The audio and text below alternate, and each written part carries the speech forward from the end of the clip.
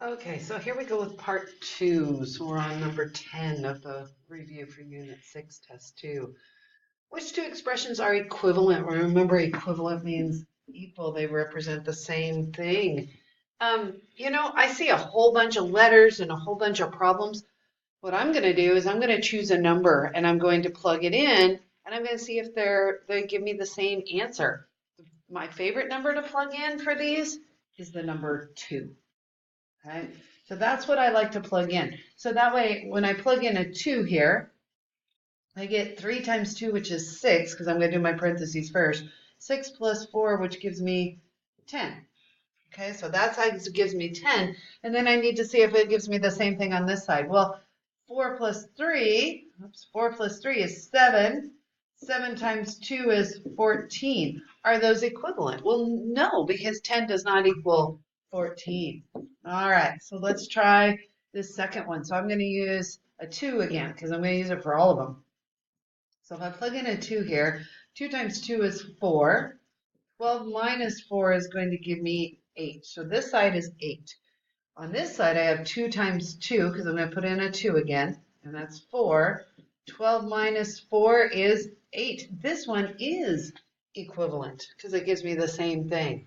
I'm going to try this one just to make sure it's not just one of them. So I'm going to plug in a 2 here, and I'll plug in a 2 here. But the first one, 18 divided by 2 is 9. 9 plus 10 is going to give me 19 on this side. So that's what I have on this left-hand side. This one, 2 divided by 18. Oh my goodness, that's going to be, that doesn't equal 9. That actually equals 2 over 18, which is 1/9. So I would have 1/9 for this. And 10 plus 1/9 is not going to be 19. That's going to be 10 and 1/9. So that does not equal as well. So let's take a look at this last one. I'm going to plug in a 2 here. So I have 10 minus 6, which is 4, divided by my 2 is going to be 2. This one, if I plug in a 2 here, 6 divided by 2 is 3. 10 minus that 3 is 7. Those are not equivalent. So we have an answer of just one, which is C. And we did this. We plugged in the number 2 and tested them all. We didn't just look at them, but we did test them just to prove, and we knew. Are the two expressions equivalent? So this one we could also plug in the number 2 and check and see. So I could plug in a 2 here, get 2 plus 3, which is 5 times 4. That'd be a 5, would be 20. So I could come up with that answer and see. So I could plug in a 2 here. 4 times 2 is 8. 4 times 3 is 12. And when I add those together, I get 20. So yes, they are. And we just proved it by plugging in a value. The other thing that we can see is that this is that distributive property. 4 times that x, so I have 4 groups of x, because if I have x plus 3 4 times, I have 4 groups of x and I have 4 groups of 3. So I can multiply the 4 and the x and the 4 and the 3 and get the same thing. So yes, either by showing that distributive property or proving it by plugging in 2, because we like 2. Okay. Number 12, a firefighter uses equipment that weighs 60 pounds.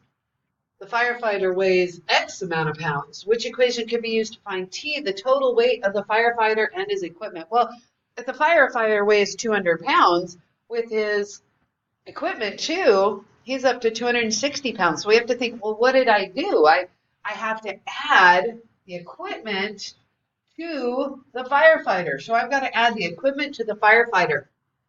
Well, we know the firefighter is X, the equipment is 60, so we've got to have an X plus 60 in order to get to the total, which is our T.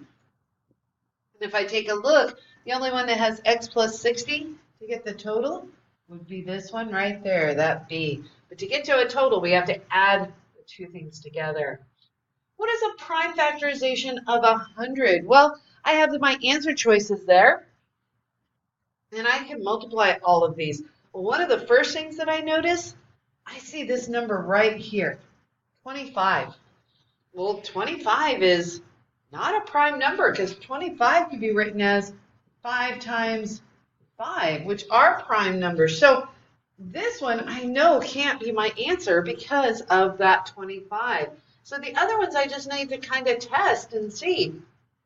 If I look at this one, 2 to the second power would be 2 times the 2, because there would be 2 of them, times 5. Well, 2 times 2 is 4. 4 times 5 is 20. 20 does not equal 100. For part B, we know 2 times 2 is 4. And then the other part was 5 times 5, which is 25. 4 times 25 is 100. So B does work. And then let's just check D to make sure. Oh, I did math order, didn't I? D is going to be, well, 2 times 2 times 2 times 2 times 2 times 5 times 5. Well, 2 times 2 is 4, times 2 is 8, times 2 is 16, times 2 is 32, and 5 times 5 is 25. Oh, I guarantee that 32 times 25 is not going to be 100. So we know that answer is not going to be true. All right. Number 14, Mrs. Fish showed students part of a prime factorization of 150. One factor is missing. What number completes the prime factorization? Well, if I figure out what I have here, 5 squared is 25. I have 2 times something times 25. Well, 2 times 25 is 50. So 50 times something has to equal 150. Well, what's another problem I could do? Because I need to find this missing. I'm going to go ahead and just call it y. Okay. So I have to find what's missing for y. I can divide this 150 and 50. If I take 150 and divide by 50, that should give me what y is too. Because I'm multiplying over here, but now I'm dividing over here. Well, if I count by 50s, it's going to go in 3 times. So if I multiplied 2 times 3 times 5 squared, then my answer would be 150. So our missing value is 3. All right, one last problem. Which table shows only values that represent the following relationship between A and B? So here's my relationship. So my relationship is right here. It says B equals 5A. So I get B, which is going to be dependent upon what A is, because I'm going to take 5 times whatever A is. Okay, well, let's look at this one.